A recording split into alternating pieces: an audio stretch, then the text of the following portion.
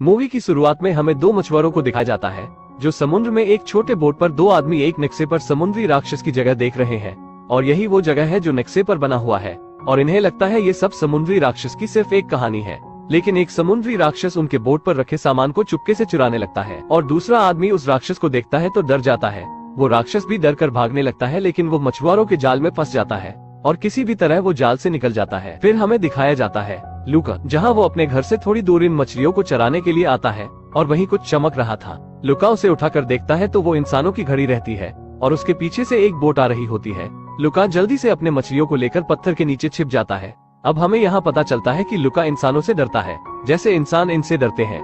ये इंसानों के लिए खतरा नहीं है बल्कि इंसान इनके लिए खतरा है। जब लुका अपने घर जाता है तो उसकी माँ उसे समझाते हुए कहती है कि आजकल इंसान इधर कुछ ज्यादा ही घूमने लगे हैं, अब तुम कम ही इन मछलियों को चराने ले जाओगे और जब जाना तो होशियार रहना, इंसानों के सामने कभी मत जाना। लेकिन एक दिन जब वो मछलियों को चराने ले जाता है तो उसे एक उसी के जैसा समुद्री जीव मिलता है जिसका नाम है एल्बर्टो, जो इंसानों की गिरी हुई चीजों को इकट्ठा कर रहा है।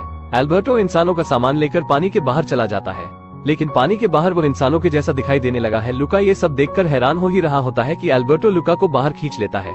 अब उसका भी शरीर बदलकर इंसानों जैसा दिखाई देने लगा है। अब हमें यहाँ पता चलता है कि समुद्री जीव पानी से बाहर आए तो इंसानों जैसे दिखाई देने लगते हैं।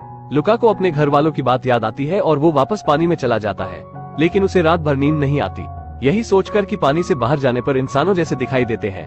अगली सुबह वो पानी से बाहर आने की कोशिश करता है लेकिन उसकी हिम्मत ही नहीं पड़ती। तभी एल्बर्टो आ जाता है और लुका से उसकी मदद मांगता है जिससे वो दोनों पानी से बाहर आते हैं और इंसानों में बदल जाते हैं।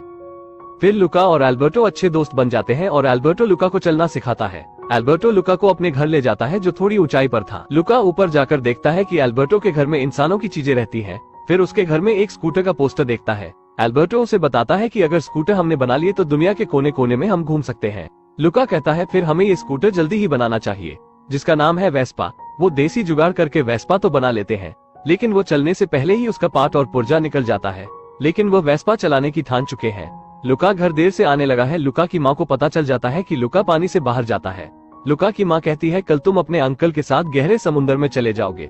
लुका ये सब सुनकर थोड़ा दुखी हो जाता है और ये सब अपने दोस्त एल्बर्टो को बताता है। एल्बर्टो कहता है उससे पहले हम भाग चलते हैं, बगल में एक शहर है जो इंसानों का है, हम वहाँ चलते हैं जहाँ तुम्हें तुम्हारे घर वाले भी नहीं ढूंढ पाएंगे और हमें वहाँ वेस्पा भी मिल सकती है जिससे हम पूरी दुनिया घूमेंगे। लुका उसकी बात को मान लेता है और वो शहर की ओर निकल जाते हैं। उस शहर में इन दोनों का सामना होता है एक लड़के से जिसका नाम है एरकोले, जो बहुत घमंडी है और उसके पास एक नई वेस्पा है। यह देखकर ये दोनों काफी एक्साइटेड हो जाते हैं लेकिन उन्हें पता चलता है कि वो दोनों जिस शहर में है वहाँ हर साल एक खेल होता है। एरकोले बताता है मुझे ये वेस्पा इनाम में मिली है। इन दोनों को देखकर एरकोले उस पर हंसने लगता है और उन्हें पानी में डालने ही वाला होता है कि एक लड़की उन दोनों को बचा लेती है जिसका नाम है जूलिया। जूलिया एरकोले से उन दोनों को दूर ले जाती है। जूलिया इन्हें बताती है कि खेल के 3 पड़ाव है, साइकिल चलाना, पानी में तैरना और पास्ता खाना। साथ में ये भी बताती है कि वो भी कई सालों से इस खेल में हिस्सा ले रही है। जूलिया कहती है वेस्पा पाना है तो इसके लिए इस खेल में हिस्सा लेना होगा। वो दोनों सोचने के बाद जूलिया से रिक्वेस्ट करते हैं कि हम तीनों एक हो जाए तो ये खेल जीत सकते हैं।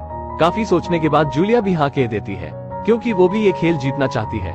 इसके बाद ये तीनों डिसाइड करते हैं कि लुका साइकिल प्रतियोगिता में भाग लेगा और एल्बर्टो पास्ता खाने में और जूलिया पानी में तैरने में भाग लेगी क्योंकि उन दोनों को पता है जैसे पानी उन पर पड़ेगा वो अपने असली रूप में आ जाएंगे। जूलिया इन दोनों को अपने पिता से मिलवाती है जिनका एक हाथ है और यह एक मछुआरे है और इन्हें भी समुद्री राक्षस की तलाश है। जूलिया सारी बात अपने पिता को बताती है लेकिन जूलिया के पिता कहते हैं कि हमारे पास इतना पैसा नहीं है कि इस प्रतियोगिता में एंट्री फीस दे सके।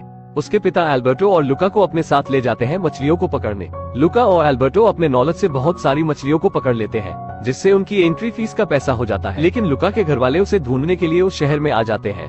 वो लुका को पहचान नहीं पाते इसलिए वो बच्चों को पानी में गिराकर चेक कर रहे थे लेकिन लुका उन्हें नहीं मिलता।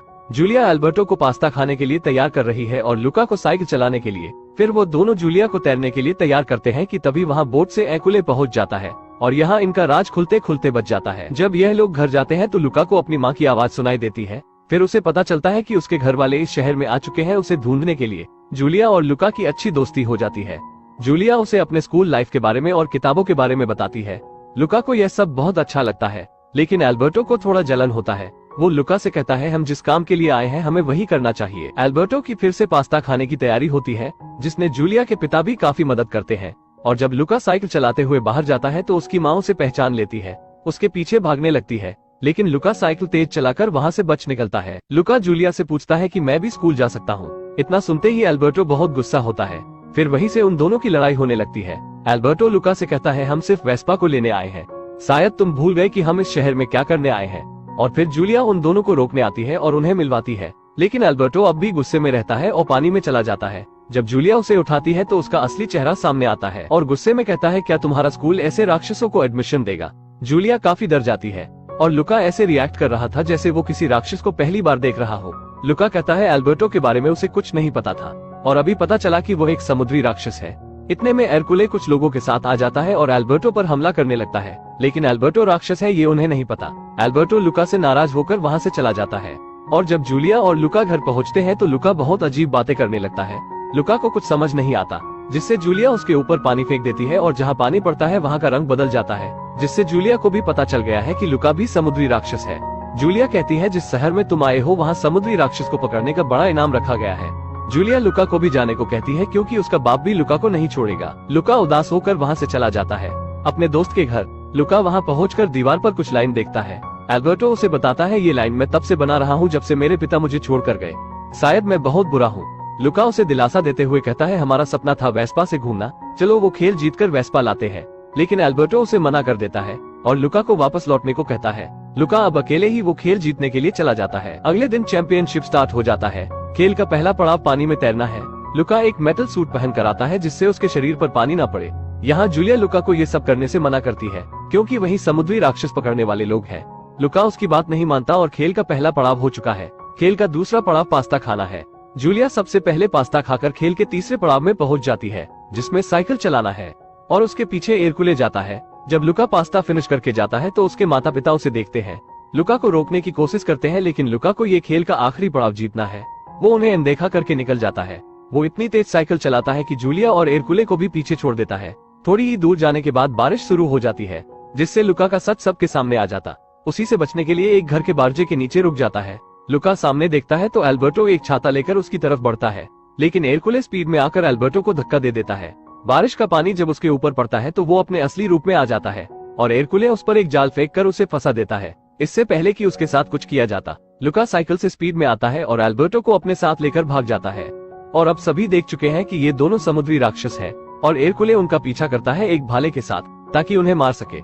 ये दोनों तेजी से शहर के बाहर जा रहे थे, लेकिन एरकुले इनके बहुत करीब आ जाता है और उन्हें मारने ही वाला होता है कि जूलिया आकर उसके साइकिल से अपनी साइकिल लड़ा देती है। एरकुले को गिराते गिराते वो भी नीचे गिर जाती है।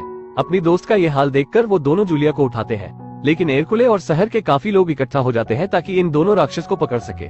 इतने में वहाँ जूलिया के पिता पहुँच जाते हैं और सभी को बताते हैं कि लुका और एल्बर्टो उनके दोस्त हैं और इस खेल को जीत चुके हैं। एरकुले उनकी बात को नहीं मानता और अपने दोस्तों से मदद मांगता है, लेकिन कोई उसका साथ नहीं देता।